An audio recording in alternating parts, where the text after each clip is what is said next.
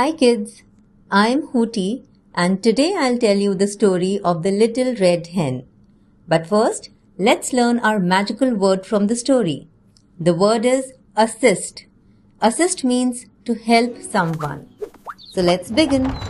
Once upon a time, Little Red Hen lived on a farm with her friends, a dog, a pig and a cow.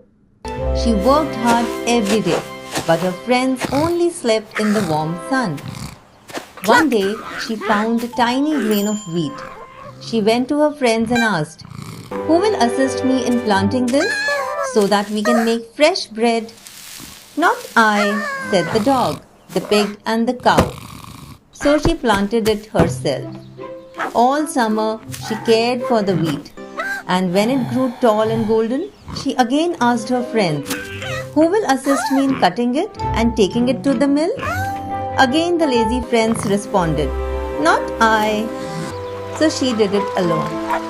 After the miller made the wheat into soft flour, she came back to the farm and asked, "Who will assist me in baking the bread?" "Not I," said the dog, the pig and the cow.